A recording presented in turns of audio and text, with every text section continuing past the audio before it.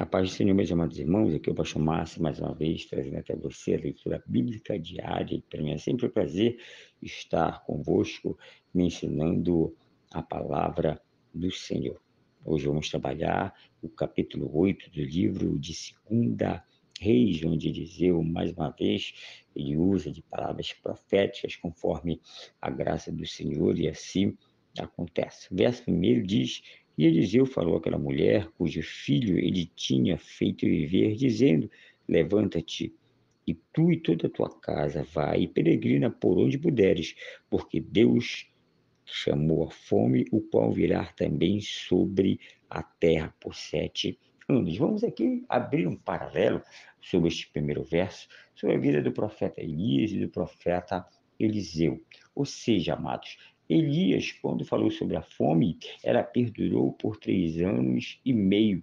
Nós vamos ver agora aqui que Eliseu, quando fala sobre a fome, ela perdura por 7 anos. Nós vamos ver aqui que sobre a fala de Eliseu, ela era, conforme a graça do Senhor, dobrada, tanto para o bem, tanto quanto para consequências ruins nesta época. Nós vamos ver aqui uma duplicidade sobre a fala de Eliseu, sobre a fala de Elias. O verso 2 diz: então a mulher se levantou e fez como o homem de Deus lhe tinha dito.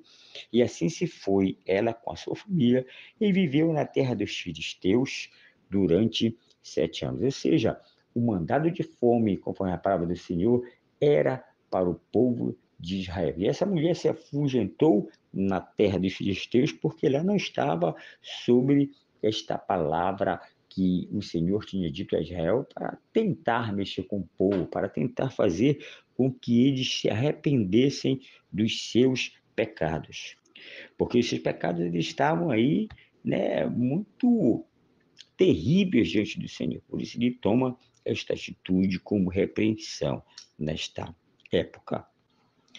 E nós vamos ver que, passados esses 7 anos, esta mulher sunamita ela é restituída da sua herança, conforme a nossa leitura a partir do verso 3, que diz: e quando se passaram os 7 anos, a mulher voltou para a terra, voltou da terra dos filisteus, e depois saiu para clamar ao rei por sua casa e por suas terras. Nós vamos ver aqui que, nesta época, o rei começou a tomar algumas atitudes, inclusive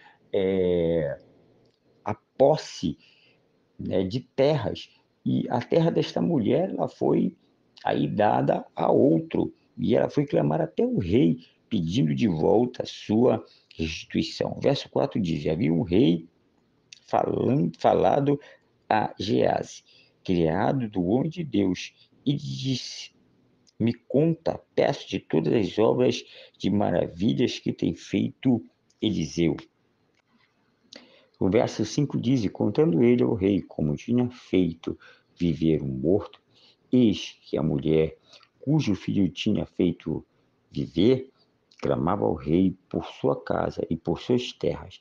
Então Geazi disse: ó rei, meu senhor, esta mulher, e este é o seu filho, o qual Eliseu fez viver. E perguntando o rei à mulher, ela o contou.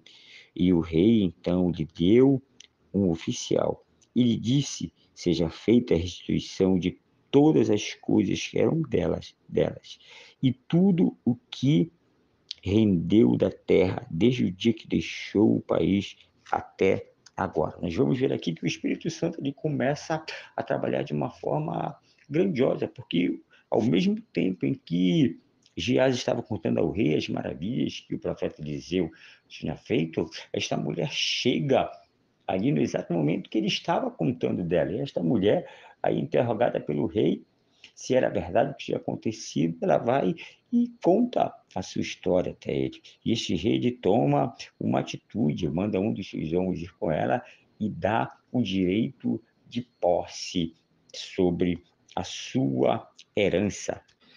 Esta mulher, há um tempo atrás, em mais ou menos 10 anos, ela tinha feito um grande favor ao homem de Deus. E olha, Deus ele não se esquece daquilo que nós fazemos conforme a sua vontade, para o bem da sua obra. Nós vamos ver que depois de muito tempo Deus dá a esta mulher a graça de ser restituída pelo aquilo que ela fez lá no passado.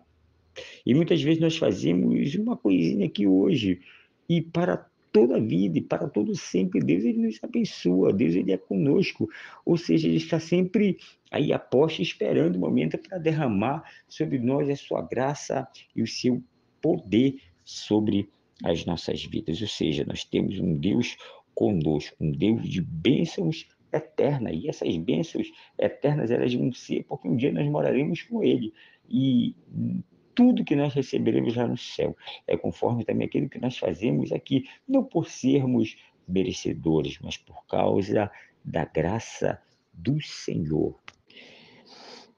E nós vamos ver após este episódio da mulher sunamita que Eliseu ele começa a ser conhecido, ele começa a ter crédito, conforme a palavra do Senhor, sobre a vida de outros reis, e muitos reis que eram pagãos, como diz o verso 7 em diante. E Eliseu se foi a Damasco, e Ben-Hadad, rei da Síria, estava doente, ao qual deram aviso, dizendo: o homem de Deus chegou por aqui. E o rei disse a Azael: toma em tua mão um presente, e vai receber o homem de Deus, e consulta por ele ao Senhor, dizendo: serei eu curado desta enfermidade? Nós vamos ver até aqui que, mesmo sendo um rei pagão, mesmo sendo um homem perverso, um homem mau, ele decide agora,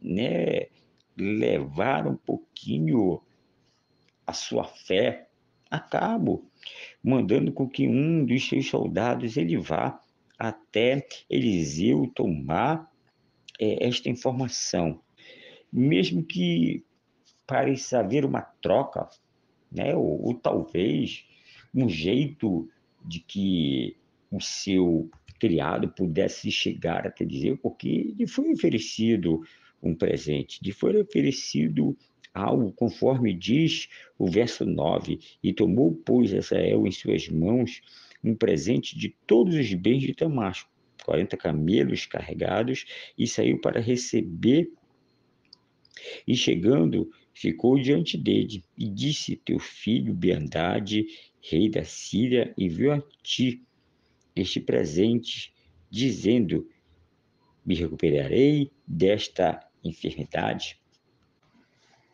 E Eliseu dá a sua resposta, dizendo: vai, e lhe diz: certamente viverás, mas o Senhor me mostra que ele tem que morrer, certamente. Ou seja, o profeta Eliseu estava querendo dar a entender que daquela enfermidade ele não iria morrer.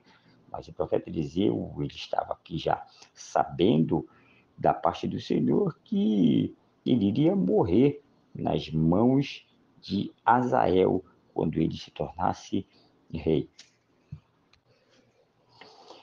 O verso 11 diz: e fixou o seu semblante firmemente, e se deteve, e se manteve assim, até que o outro se encheu de vergonha. E chorou então o homem de Deus.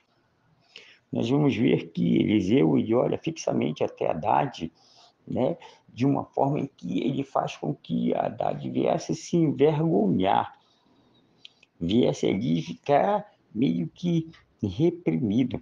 O choro de Eliseu aqui ela é retratada por uma constante calamidade que estava ali chegando até o povo da Síria por causa do reinado de Azael.